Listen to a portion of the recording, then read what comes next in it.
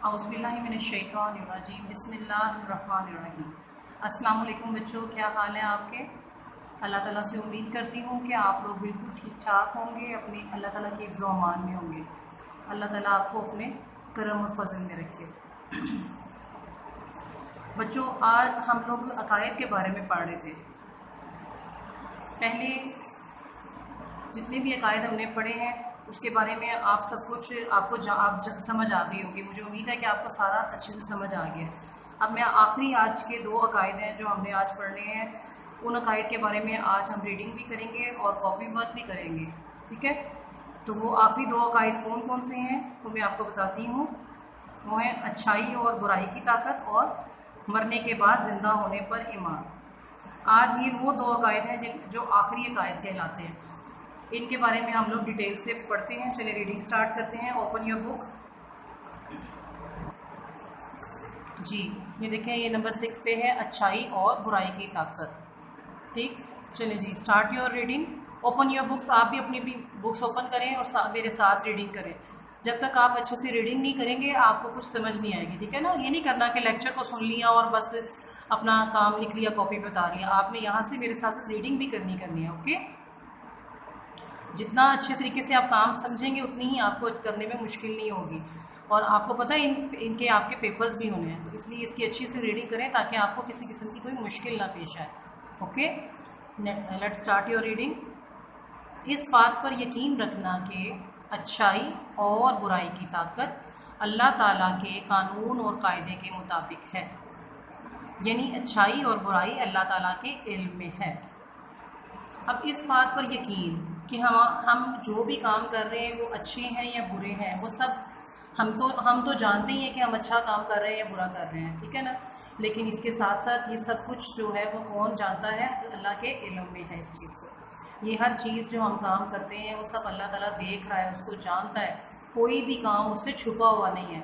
ठीक है, तो इसका क्या मीनिंग है कि यहाँ पर आप जो भी काम कर रहे हो, अच्छा कर रहे हो या बुरा कर रहे हो, आया कि उसमें कानून जो कायदे का अल्लाह ताला की तरफ से बनाए गए, ये सब काम उसके मुताबिक हम कर रहे हैं। तो अगर हम इस चीज़ को जानें कि वो काम हम जो कर रहे हैं वो कानून और अल्लाह के कानून और कायदे के मुताबिक है, तो ऑब्वियसली हम जान जाएंगे कि वो काम अच्छा है या बुरा है।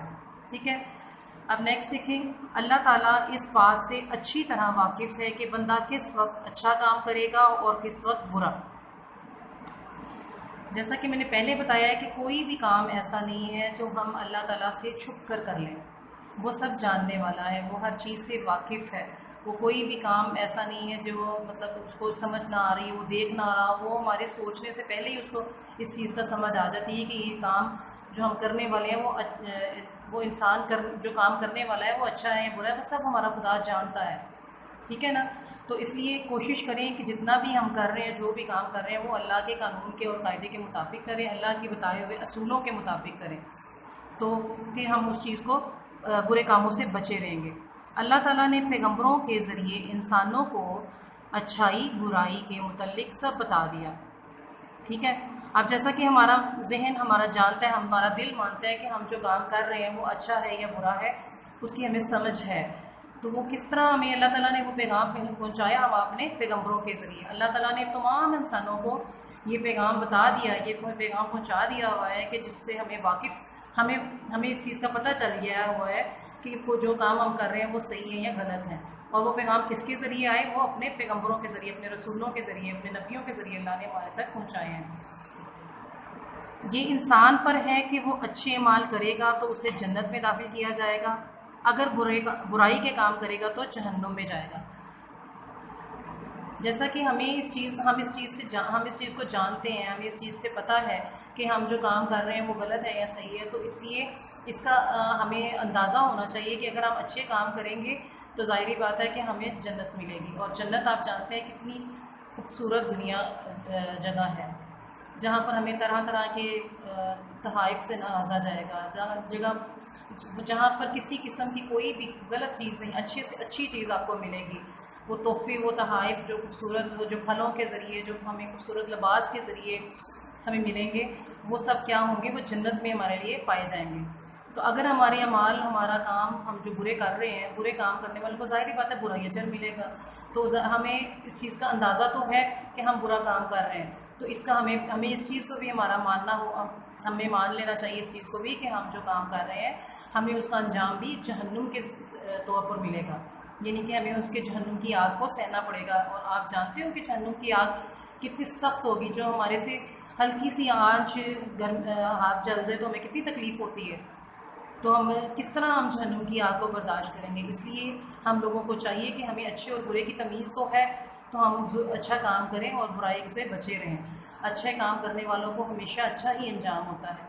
वो वक्ती तौर पे हमें तकलीफ़ महसूस ज़रूर होती है कि हम जो काम कर रहे होते हैं उसका हमें रिस्पॉन्स वैसा नहीं मिल रहा होता, लेकिन हमें चाहिए कि हम अच्छा काम करें, उसका अल्लाह ताला अजर देने वाला है, इंसान कोई अजर देने वाला नहीं है। इसलिए हमें अल्लाह से अजर मांगना चाहिए कि अल्लाह ताला हम जो काम कर रहे हैं हमें इसका अजर तुमने देना है, तो इंशाल्लाह अच्छे काम का हमें अच्छा ही अजर मिलेगा। इसलिए हमें बुरे कामों से बचे रहना चाहिए। नेक्स्ट देखें, नंबर 7 पे है मरने के बाद ज़िंदा होने पर ईमान। हम सब मुसलमानों का ये ईमान है कि एक दिन दुनिया का सारा निज़ाम ख़त्म हो जाएगा और तमाम मखलूक ख़त्म हो जाएगी। अल्लाह ताला के जो पैदा किए बंदे हैं उन्हें मखलूक कहते हैं। अल्लाह ताला फिर से तमाम इंसानों को ज़िंदा करेगा। अब एक और बात यहाँ पे आ गई कि हमारा मानना किस चीज़ पर, हमारा यकीन होना चाहिए, हमारा ईमान होना चाहिए कि हमारा ये दुनिया जो है, जितनी भी दुनिया जहाँ जितना हर चीज़ दुनिया में अल्लाह ताला ने बनाई है, वो तमाम चीज़ें जो है वो ख़त्म हो जाएंगी। एक दिन ऐसा आएगा कि वो सब चीज़ें ख़त्म हो जाएंगी, वो आखिरत का दिन होगा, ठीक है। और इसके बाद दोबारा फिर हमें ज़िंदा किया जाएगा। हम इंसानों को भी हमने ख़त्म हो जाना है, ये तो हमारा ईमान है, हम मानते हैं इस चीज़ को कि हमें ख़त्म हो जाना है और दोबारा उसको ज़िंदा किया जाएगा हमारे हिसाब के लिए, कि हमारे से जो हिसाब होना है, जो काम हमने, जो अमाल हमने दुनिया पर रह के किए हैं उसका हमें हिसाब देना है। तो इन चीज़ों को हमें समझ लेना चाहिए, ठीक है। आज हमारी रीडिंग इतनी है, इसको बड़े ध्यान से आपने रीडिंग को समझना है और इसमें से क्वेश्चन आंसर आपने कोशिश किया करें कि आंसर खुद लिखें, वो तभी होगा जब आप इसकी रीडिंग को अच्छे से समझ के पढ़ेंगे, ठीक है। नेक्स्ट अब हम कॉपी की तरफ आते हैं। चलिए जी, ओपन योर कॉपी। जी, ये है हमारा 4th लेक्चर, क्लास 4। ये इसके वर्ड मीनिंग है। सेम ऐसे ही डेट एंड डे आप मेंशन करेंगे ऊपर, डेट एंड डे, जो आप काम जिस दिन करेंगे वो डेट आप डालेंगे, डे भी वही डालेंगे, ठीक है, पेंसिल से। कलर से आप लोग अल्फाज मानी लिखेंगे, मार्जिन लाइन और मार्जिन और दरमियान में ये जो लाइन है ये भी कलर से लगाएंगे। नंबरिंग करेंगे सेम ऐसे ही जो नंबरिंग मैंने लगाई हुई है। आप लोगों को मैं बार बार ये लफ्ज़ बात बताती हूँ कि आपने नंबरिंग, मार्जिन लाइन और ये जो है ये लाजमी लगानी है, डेट एंड डे, ठीक है। अब वर्ड्स मीनिंग देखें, कायदा, रस्म या दस्तूर। 27 पे है वाकिफ़, जानना। 28 पे है जहन्नुम, दोज़ख। 29 निज़ाम, सिलसिला, जड़ या बुनियाद। अब इसके नीचे यहाँ पर मुश्किल अल्फाज जो भी आपको कॉपी पे अपनी रीडिंग में नज़र आएंगे, जो आपको मुश्किल लगते हैं पढ़ते हुए, वो आपने यहाँ पर नीचे देख के लिखने हैं, ठीक है। उनको आपने समझ के लिखना है यहाँ पे, ये लाजमी किया करें काम ये जो मैं देती हूँ। अब नेक्स्ट पेज करें। नेक्स्ट देखें, इसी तरह ही डेट एंड डे पेंसिल से। क्वेश्चन नंबर 18, अल्लाह ताला ने पैगम्बरों के ज़रिए इंसानों को क्या बताया। 1 लाइन स्किप करेंगे, फिर इसका आंसर लिखेंगे, फिर 1 लाइन स्किप करेंगे। और नेक्स्ट क्वेश्चन, क्वेश्चन नंबर 19, अच्छे अमाल करने पर क्या मिलेगा।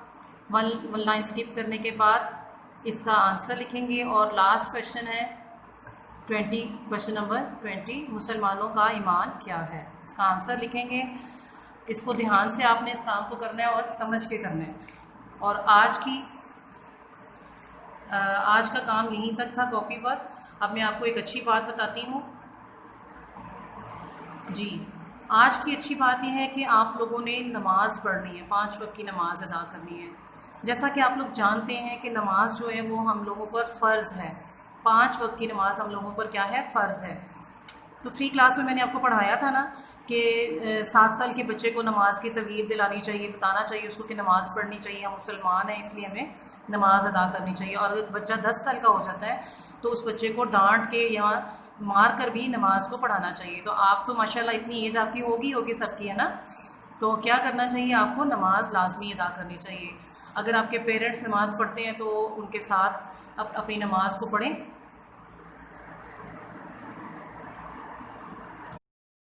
और अपने पेरेंट्स के साथ अगर आप पढ़ते हैं नमाज़ तो उनको भी समझाएं कि मतलब नमाज़ पढ़ने जा रहे हैं तो आप उनके साथ जाएं। अगर गर्ल्स हैं तो अपनी मम्मा के साथ वो घर में नमाज़ अदा करें।